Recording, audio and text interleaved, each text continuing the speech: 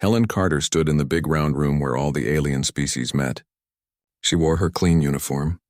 She had been coming to this place for 15 years. Around her sat creatures from 347 different worlds. Some breathed gas instead of air. Others looked like floating lights trapped in glass boxes.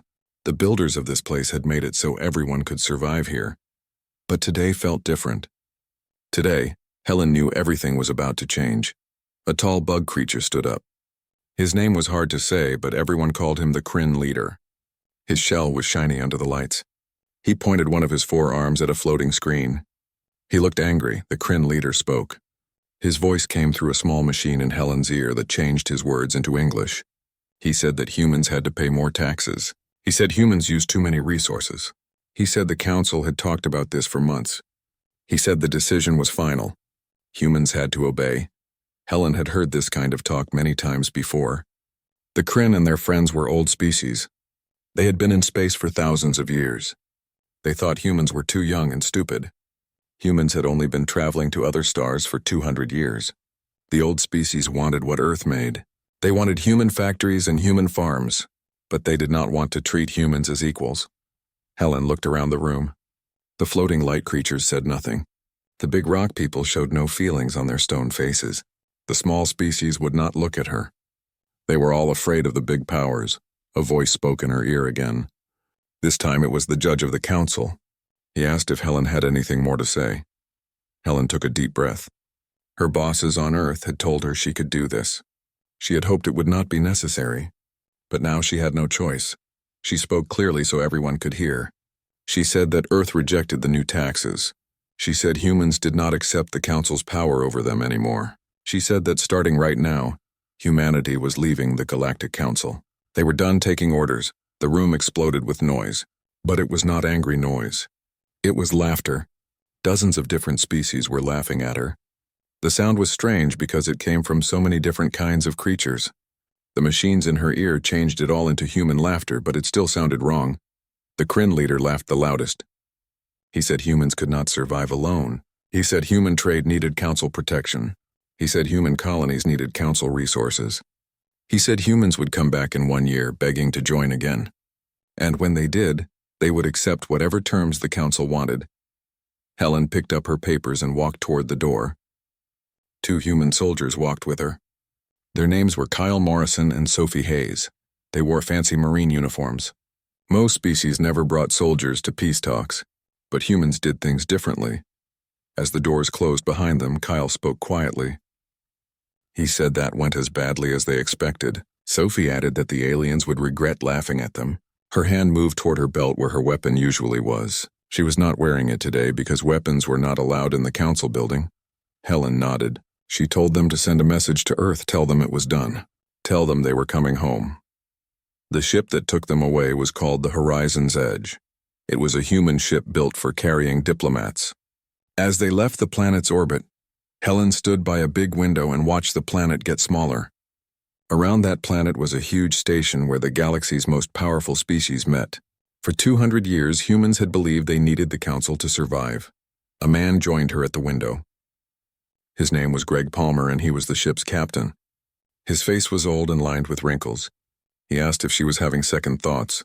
Helen admitted she did have doubts. Every hour of every day she worried. But humans had tried doing things the council's way. They had talked and compromised and bent themselves into uncomfortable shapes. And the aliens still treated them like children, like they were not good enough. Greg said that now humans would show the galaxy what they could do when they stopped playing the council's game. Helen agreed. That was exactly what they would do. The trip to Earth took 3 weeks. They could not use the fast travel lanes because those belonged to the council. Helen spent most of her time in meetings with her staff. They wrote reports. They made plans. But late at night, when most of the crew was sleeping, she would stand by the window and worry. What if the Kryn Leader was right? What if humans could not survive alone? The galaxy was a dangerous place. There were pirates and hostile species and 1,000 other threats. The council had protected humanity from many of those dangers. Without that protection, what would happen? But then she remembered why they left. The council did not just protect humans. It controlled them. It told them what they could build. It told them where they could live. It took most of what they made and gave back only a little. That was not protection. That was slavery with fancy words. Better to be free and struggling than safe and controlled. That was what Earth's government had decided. That was what the people wanted. And Helen would help make it work no matter what. As the ship got closer to Earth, Helen felt both excited and scared. They were taking a huge risk. They were betting everything on the idea that humans could stand on their own. If they were wrong, billions of people would suffer. Earth might be conquered. The colonies might be destroyed. Everything humanity had built could be lost. But if they were right, if humans could prove they did not need the Council, then everything would change. Not just for humanity, but for the whole galaxy. Other species might see that the Council was not necessary. They might find their own courage to break free. Helen stood straighter. She was tired of being afraid. For 200 years, humans had been afraid. Afraid of being left out, afraid of being punished, afraid of being alone in a hostile galaxy. But fear had made them weak. Fear had made them accept things they should never have accepted. No more fear. From now on, humanity would be brave. They would face whatever came with their heads held high. And if the galaxy wanted to test them, let it try. Humans had survived worse than alien disapproval. They had survived ice ages and plagues and wars. They had climbed from caves to starships. They would survive this too. The horizon's edge entered Earth's solar system. Helen could see the sun in the distance, that familiar yellow star that had warmed humanity since the beginning. Around it orbited the planets she had learned about as a child. And there, the blue and white marble that was home. Earth looked beautiful. It looked strong. It looked ready. The Council thought humans were weak because they were young. But youth meant energy. Youth meant new ideas. Youth meant not being stuck in old ways of thinking. Maybe being young was exactly what the galaxy needed. The ship landed at the main spaceport. Helen walked down the ramp and breathed Earth's air. It smelled like home. A crowd of reporters waited, shouting questions. Government officials stood ready to debrief her. The whole world wanted to know what happened. Helen faced the cameras and spoke. She told them humanity had left the Council. She told them the aliens had laughed. And she told them that humanity would prove those aliens wrong. They would show the galaxy that humans did not need permission to be great. They already were great. They just had to believe it. The crowd cheered. Not everyone was happy about leaving the Council. Many people were scared. But Helen's words gave them hope. If their ambassador could stand before the most powerful beings in the galaxy and say no, then maybe humanity really was strong enough to make it alone. The hard work was just beginning. But for the first time in a long time, Helen felt truly hopeful. They had taken the first step. They had walked away from the talks. Now they would see what happened next. Captain Lisa Morales brought her ship out of jump space exactly where she planned. Her ship was called the Defiant Spirit. She carried medical supplies to a colony called New Brisbane. She had made this trip dozens of times before humans left the Council. It should have been routine and boring. But what she found waiting made her afraid. Her sensor officer was a man named Chris Jordan. He looked at his screens and gave her bad news. There were pirate ships ahead. Multiple contacts. The ships matched the signature of the Burning Claw Syndicate, one of the most dangerous pirate groups in the galaxy. Lisa felt her blood go cold. When humans were under Council protection, pirates avoided them. The political cost was too high. If you attacked a Council member, the entire Council came after you. But now humans were not in the Council anymore. The rules had changed. Pirates saw humans as easy targets now.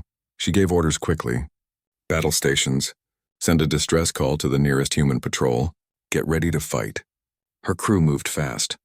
They had trained for this, even though they hoped it would never happen.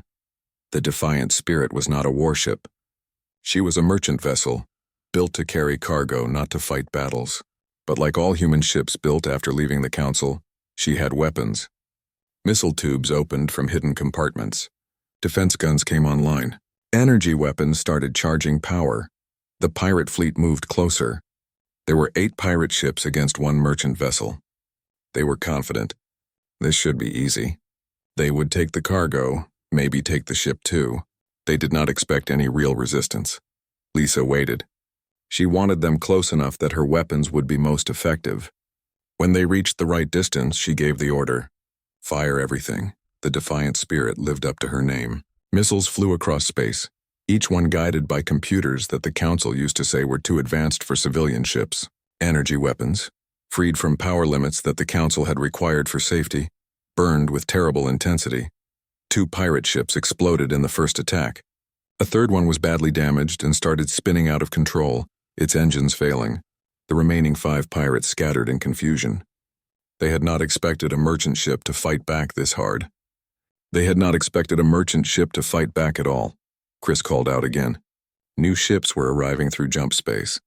Multiple human warships. It was the 3rd fleet. Lisa felt relief wash over her. Help had arrived. What happened next was not really a battle. It was a massacre. The human warships, led by a destroyer called Relentless, destroyed the remaining pirates quickly. The pirates had no chance. Within 15 minutes, 7 pirate vessels were destroyed. The 8th one was running away, badly damaged and leaking air. The captain of the Relentless appeared on Lisa's communication screen. His name was Nathan Cross. He said that was nice shooting. The Defiant Spirit had taken down 2 pirates before the fleet even arrived. Lisa thanked him, though her hands were still shaking from fear and adrenaline. She said she was just protecting her cargo. Nathan said his fleet would escort her to New Brisbane. After that, they had some pirates to hunt. The Burning Claw Syndicate had made a terrible mistake. They thought that without Council protection, humans would be weak and vulnerable. They did not consider what humans would do when forced to protect themselves. They did not understand that Council rules had been holding humans back, not helping them forward. Over the next 3 months, a pattern developed. Pirates would attack human targets thinking they were easy prey. Human forces would respond with overwhelming power. The pirates learned slowly and painfully that humans had been constrained by Council rules, not by lack of ability. Free from those rules, humans were dangerous opponents. Admiral Patrick Stone monitored the campaign from Earth. He watched as human forces won battle after battle. He asked his assistant Vincent for a casualty report. Vincent said 7 human ships had been damaged, but all could be repaired.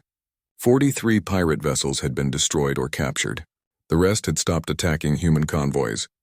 Word was spreading through the pirate networks. Humans were not easy targets anymore.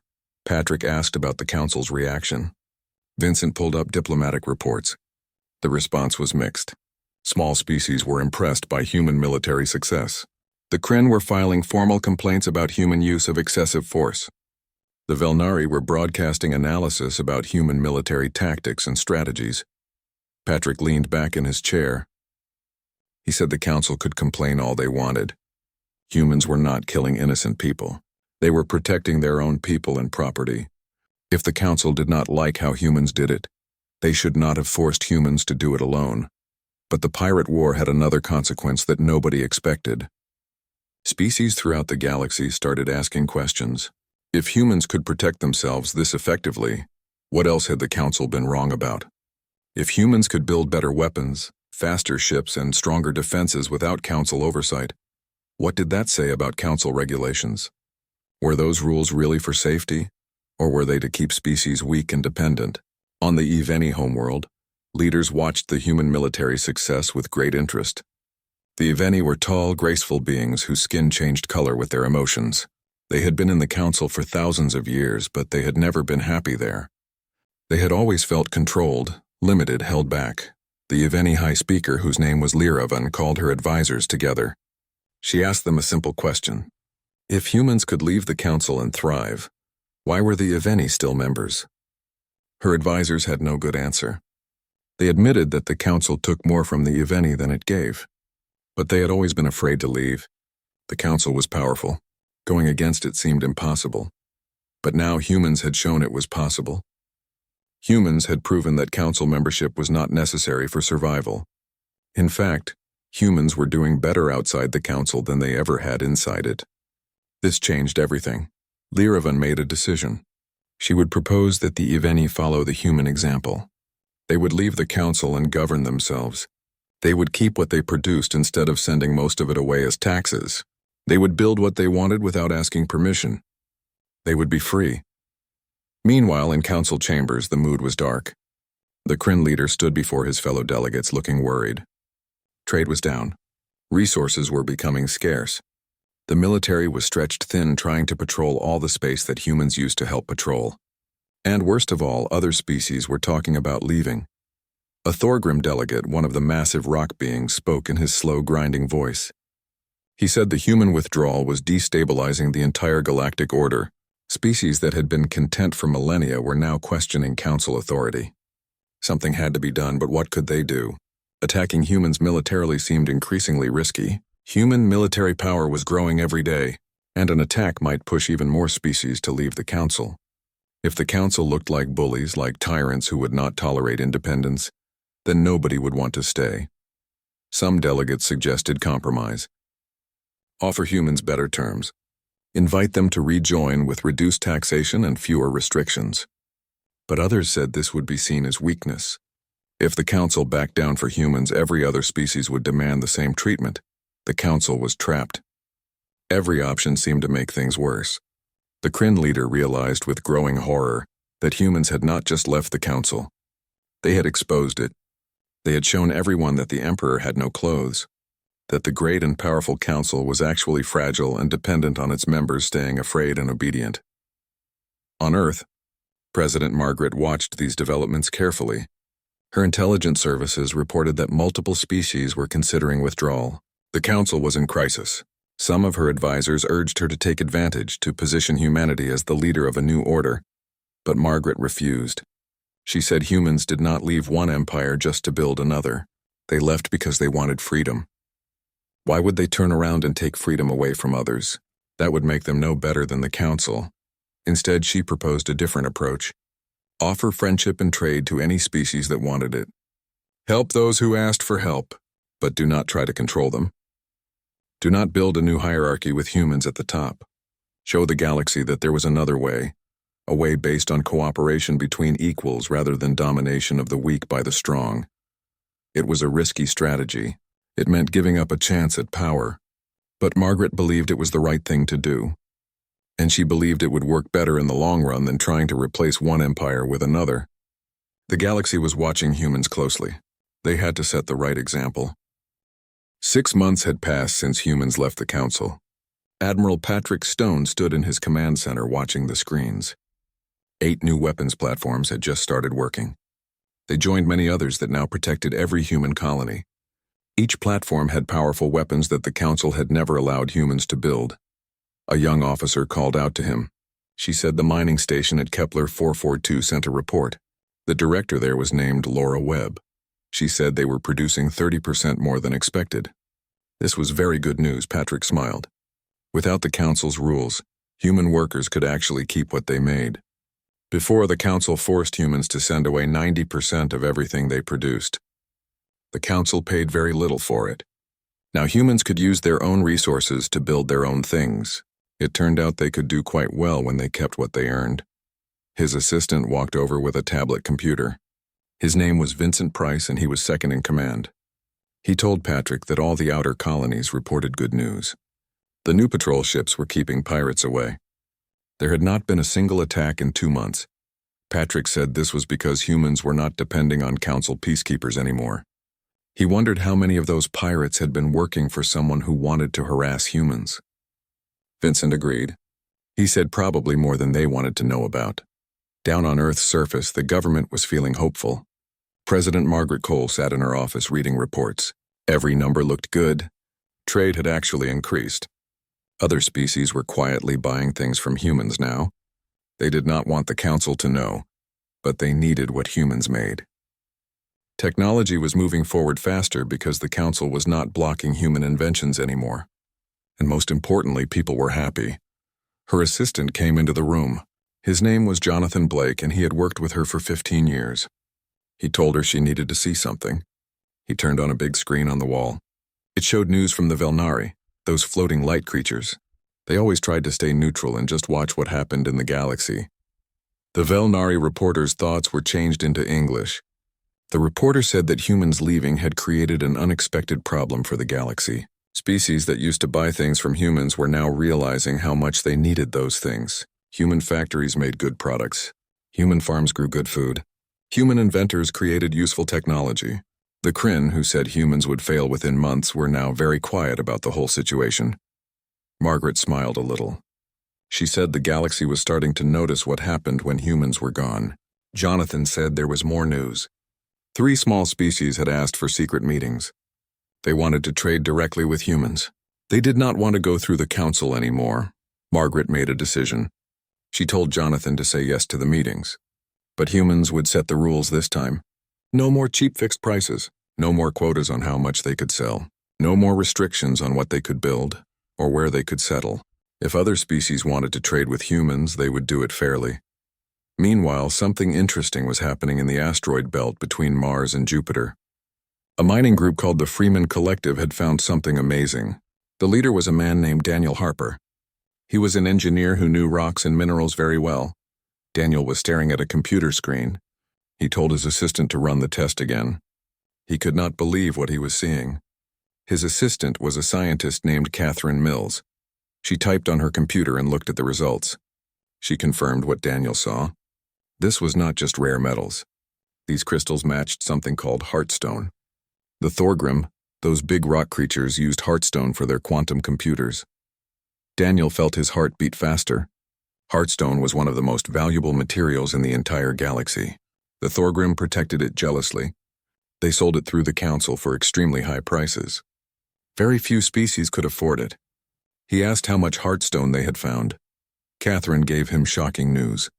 The entire asteroid was hearthstone. It was not a rock with some hearthstone in it. It was pure hearthstone with just a little bit of other stuff mixed in. This was an incredible discovery. They stood quietly for a moment, thinking about what this meant. Under council rules, they would have had to report this discovery immediately. The council would have taken the asteroid. Humans would have received a small payment as a reward for finding it. Then other species would have used the hearthstone while humans got almost nothing. But things were different now. Daniel told Catherine to get him a secure communication line to Earth. And he said nobody should talk about this discovery until they heard from the president. This had to stay secret. 3 weeks later, humans built their first quantum computer using their own hearthstone. It worked better than any council-approved system. It was faster, more powerful, and more efficient. And humans had exclusive access to it because they controlled the supply of hearthstone now. This changed everything. Quantum computers were essential for advanced technology. They were used in navigation, communications, weapons systems, and scientific research. Every major species in the galaxy needed them. And now humans had the best ones, built with materials no one else could easily get. The news spread quickly through the galaxy. At first, people did not believe it. How could humans have hearthstone? The Thorgrim controlled all known deposits. But then human ships started showing up with quantum computers that outperformed everything else. Scientists studied them and confirmed they were using genuine hearthstone. The council called an emergency meeting. The Kryn leader demanded to know where humans got hearthstone. He said humans must have stolen it. He said this was illegal. He threatened sanctions and penalties. But humans were not part of the council anymore. They did not have to answer these demands. Margaret sent a simple message. She said humans had found hearthstone in their own territory. It was their legal property. And they would sell quantum computers to anyone who wanted to buy them, at fair prices with no political strings attached. This caused chaos in the council. Species that had been neutral suddenly became very interested in humans. Small species that could never afford Thorgrim hearthstone now saw a chance to get quantum computers they could actually pay for. Even some larger species, tired of the Thorgrim's high prices, started making inquiries. The Thorgrim were furious.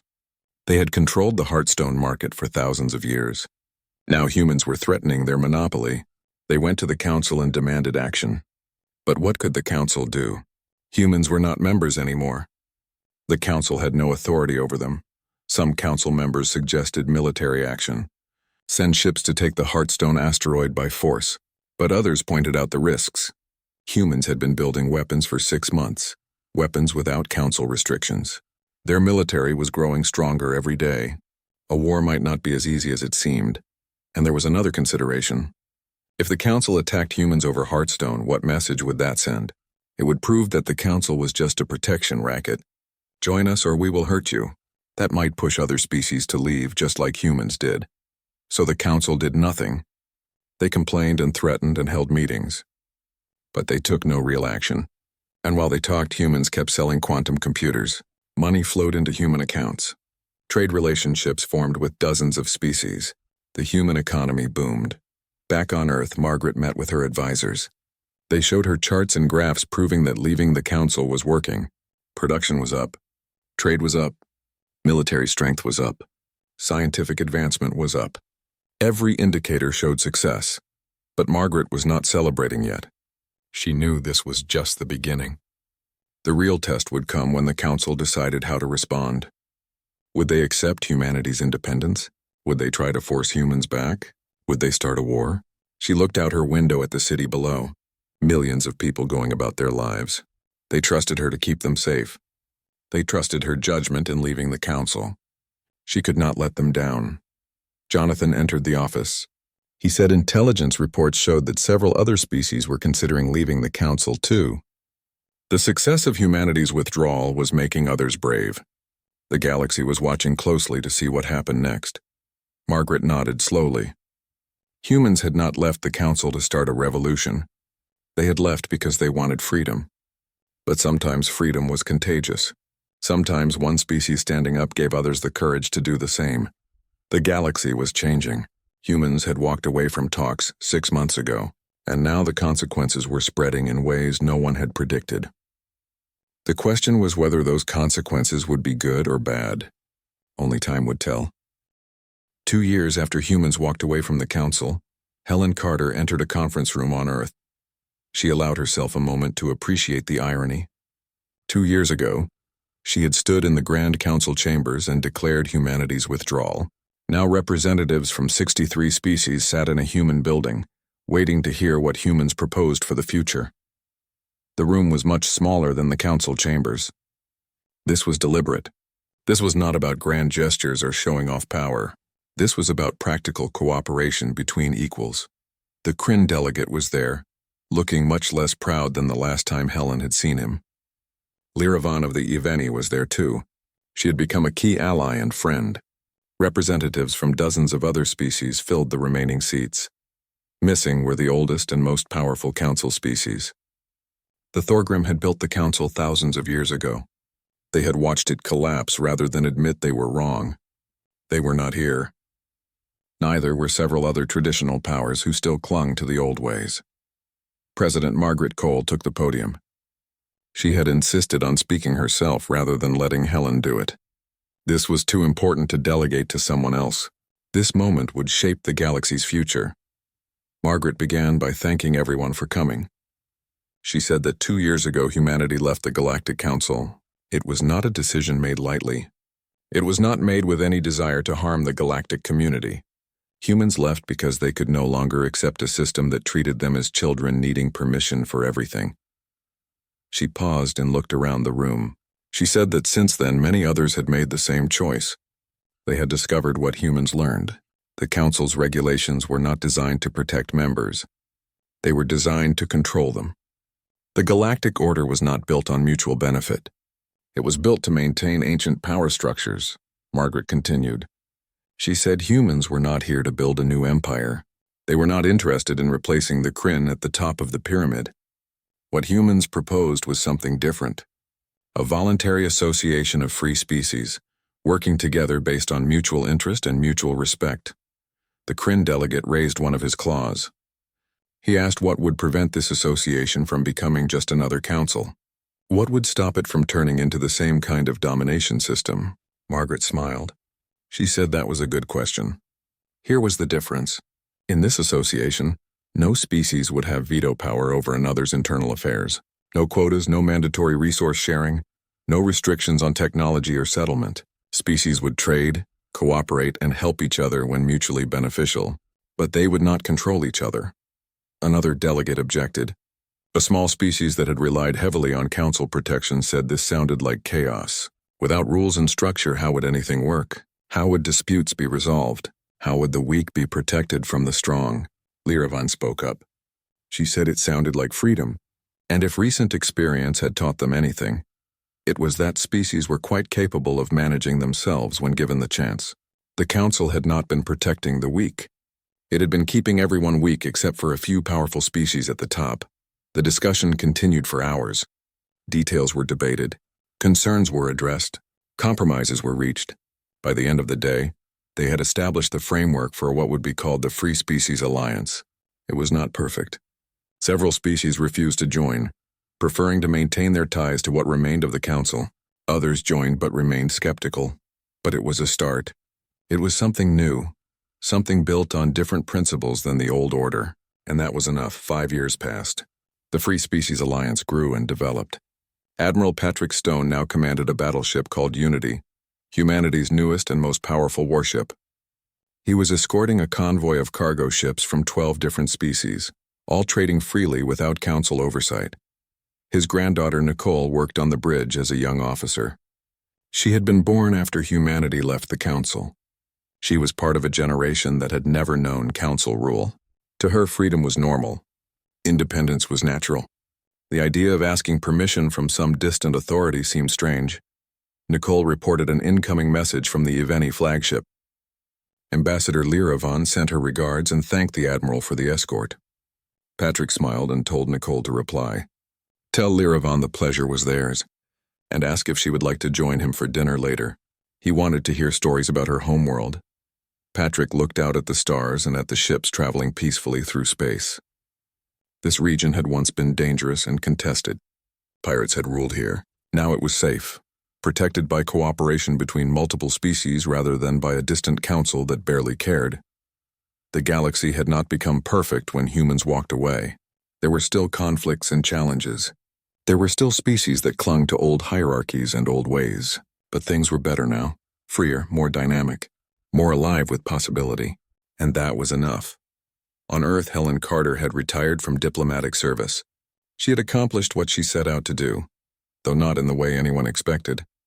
She spent her days writing her memoirs, teaching at the academy, and watching news reports of humanity's expanding relationships throughout the galaxy. A young student approached her after one lecture. The student asked if Helen ever regretted it. Did she regret walking away from the Council all those years ago? Helen thought carefully before answering. She said she regretted that it was necessary. She regretted that the Council could not adapt, could not see that partnership was stronger than domination. But did she regret the decision itself? No, humanity needed to stand on its own, and in doing so, they showed the galaxy there was another way forward. The student pressed further. Did Helen know it would work? Was she confident when she made the announcement? Helen laughed. She said absolutely not. They were terrified. But sometimes the right choice was not the safe choice. Sometimes you had to walk away from talks even when you did not know what came next. Sometimes you had to take a leap of faith. She looked out the window at the sky where human and alien ships moved together in peaceful coordination. She said the galaxy suffered consequences when humans left. The old order collapsed. Comfortable certainties disappeared. Everyone had to figure out how to work together as equals instead of as rulers and ruled. The student asked if that was a bad thing.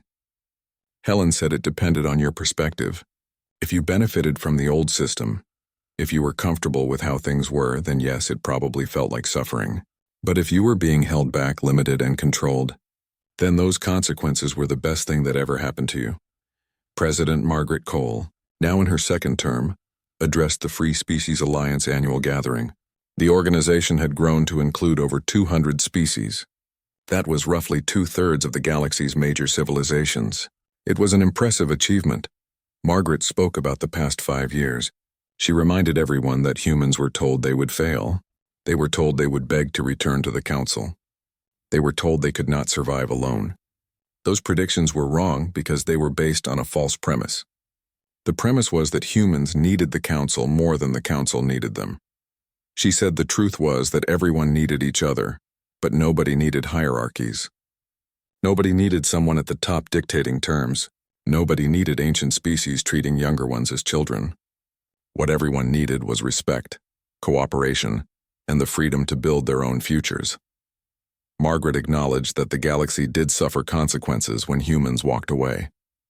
Old power structures collapsed. Comfortable arrangements ended. Everyone had to adapt and change. But that adaptation, that disruption, was the best thing that could have happened for everyone. The chamber erupted in approval. There were still debates and disagreements. The alliance was not perfect, but there was genuine enthusiasm for what they were building together. A galaxy based on freedom rather than control. based on partnership rather than domination. After the meeting ended, the Kryn delegate approached Margaret. He was older now, his shell graying at the edges. He said he wanted to apologize. Margaret raised an eyebrow and asked what specifically he was apologizing for. She joked that he had given her quite a list to choose from. He made a gesture that humans had learned was embarrassment among his species. He apologized for laughing when humans announced their withdrawal, for believing they would fail, for not understanding that the system his species had built was fundamentally broken. Margaret accepted his apology. She said that for what it was worth, he had been a valuable partner in building the new alliance. It took courage to admit when you were wrong. The Kryn delegate said it took desperation more than courage. But perhaps desperation and courage looked similar from certain angles. Years continued to pass. The Free Species Alliance kept growing and evolving. New challenges emerged, as they always do in any large organization, but they were faced by partners working together rather than by subjects taking orders from overlords. That made all the difference. Humanity thrived in this new environment. Human technology continued advancing rapidly. Human colonies expanded into regions that had been forbidden under council rules. Human culture spread throughout the galaxy. 1 year had passed since humans walked away from the council. The Kryn delegate stood in the council chambers looking tired and worried. His shiny shell was dull now. He faced a room that was much less full than it had been a year ago. Many delegates had stopped coming to meetings. The Kryn leader tried to sound confident. He said the situation was under control. The human withdrawal had caused small problems, nothing serious. Human isolation could not last. They would have to come back eventually. One of the Velnari observers pulsed with light. Through the translation systems, everyone understood this meant skepticism. The Velnari said these were not small problems. Manufacturing across the galaxy had dropped by 18%. Agricultural imports were down 23%. And 17 species had now established independent trade relationships with humans, outside council rules. The Kryn leader said those were illegal relationships. Those species would face sanctions and penalties. But a Thorgrim representative, one of the massive stone beings, asked a simple question. Sanctions with what leverage? The Eveni had already announced they were following humanity's example. They were withdrawing from the council. The Kalesh were considering the same thing. The chamber fell silent. Everyone knew what this meant. The Eveni were a major species, almost as old and powerful as the Kryn. If they left, others would follow. The council was collapsing. On the Eveni homeworld, their high speaker Lyravan stood before her planetary assembly. The Eveni's skin changed colors based on their emotions. Right now, the entire assembly glowed with determined blue light. They had made their decision. Lyravan spoke to her people and to the galaxy through broadcasters. She said the human example had shown them what they already knew, but feared to act on. The council did not serve the interests of its members. It served the interests of a few powerful species. And even those powerful species benefited only by dominating others. A human ambassador named Kenneth Wright stood at the back of the chamber. He had been sent to observe, not to participate, but he had become friends with Lyravan over the past months. She had told him that the Eveni had been planning withdrawal for decades. They had just been waiting for the right moment. Humanity had given them that moment. Lyravan continued speaking. She said they had watched humans thrive without council constraints. Human technology was advancing. The human economy was growing. Human people lived without the constant weight of regulations designed to keep them weak and dependent. Why should the Eveni accept less for themselves? The vote was unanimous. Every single Eveni representative voted to leave the council. Their withdrawal was immediate and total. They would govern themselves from now on. Within 3 months, 19 more species followed the Eveni example. Some were small and weak, but others were significant galactic powers. The cascade that the Kryn had feared was happening, and there was nothing they could do to stop it. President Margaret Cole watched these developments with careful attention. Her advisors were excited. They urged her to take advantage of the chaos. They said this was humanity's chance to position itself as the leader of a new galactic order. They could build an alliance, with humans at the top naturally, since humans had started the movement. But Margaret refused. She told her cabinet very clearly, humans did not leave the council to build another empire. They left because they were tired of being controlled. Why would they turn around and control others? That would make them hypocrites and tyrants. Her Secretary of State, Andrew Ross, argued strongly. He said this was an opportunity they could not waste. If humans did not lead this movement, someone else would, and that someone might not be as benevolent as humans would be. Better to have humans in charge than risk another species building another council. Margaret shook her head. She said if someone else wanted to lead, let them. Humans would offer partnership in trade and mutual defense when necessary, but they would not build Council version 2 with humans at the top instead of the Kryn. That was not who humans were. That was not why they had left in the first place.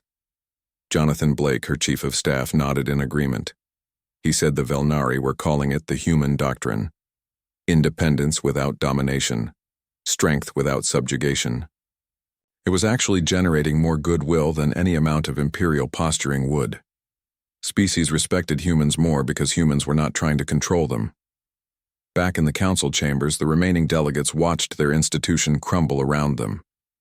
The Kryn tried everything to stop the bleeding. They offered reduced tax rates. They promised relaxed regulations.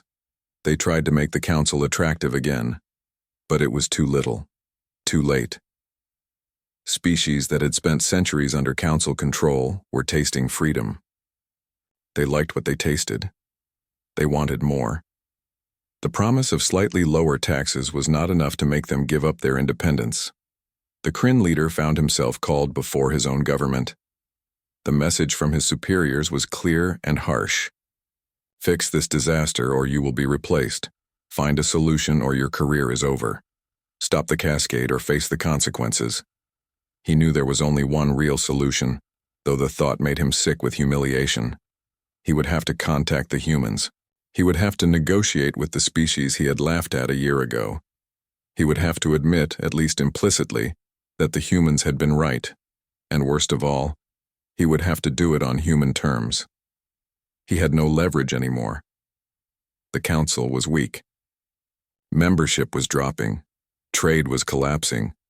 The humans held all the cards now. He sent a message to Earth.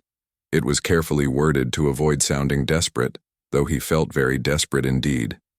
He requested a meeting between council representatives and human officials. He suggested they discuss mutual concerns and explore possibilities for future cooperation. Margaret received the message with mixed feelings. Part of her wanted to refuse, to let the council collapse completely. They had earned their fate through centuries of exploitation and control. Why should humans help them now? But another part of her recognized an opportunity. If the council could be reformed, if it could be transformed into something better, that might benefit everyone. Not a return to the old system, but a new system built on different principles. Principles of equality and cooperation rather than hierarchy and dominance. She called her cabinet together. She asked them what they thought. Should humans engage with the council?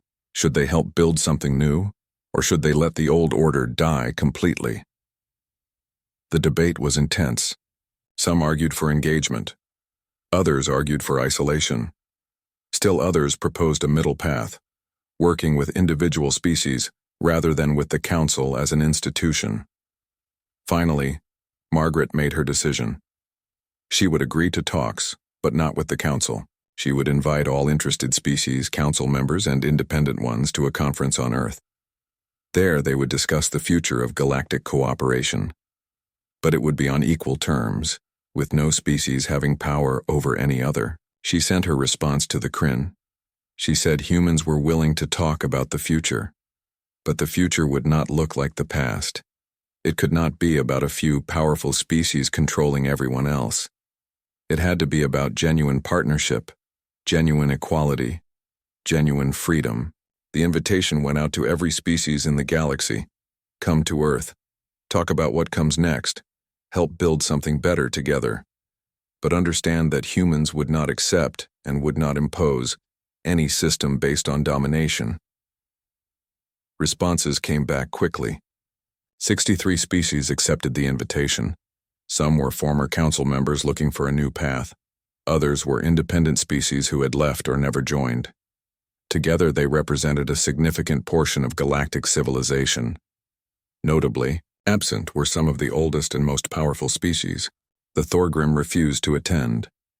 They had built the council thousands of years ago. They would not admit their creation was flawed. Several other traditional powers also declined, preferring to cling to the old ways rather than embrace change. But the fact that so many species were willing to come, willing to talk, willing to build something new, was itself revolutionary. A year ago, this would have been impossible. A year ago, everyone was too afraid of the council to even imagine alternatives. Now, thanks to humanity's courage in walking away from talks, everyone could imagine something better. The galaxy was changing, the old order was dying, and something new was being born. Helen Carter, who had been the one to announce humanity's withdrawal a year ago, prepared for the coming conference. She would represent humanity again, but this time the circumstances were very different. This time she was not begging for fair treatment. This time, everyone was coming to humans, asking for their vision of the future. It was a heavy responsibility. The decisions made in the coming weeks would shape galactic civilization for centuries or millennia. Helen felt the weight of it pressing down on her shoulders, but she also felt hope. For the first time in a long time, real change seemed possible. The consequences of walking away were becoming clear. The galaxy had suffered disruption, chaos, and upheaval. But through that suffering, something better might emerge. Something based on freedom rather than control. Something based on cooperation rather than exploitation. Something worth building together.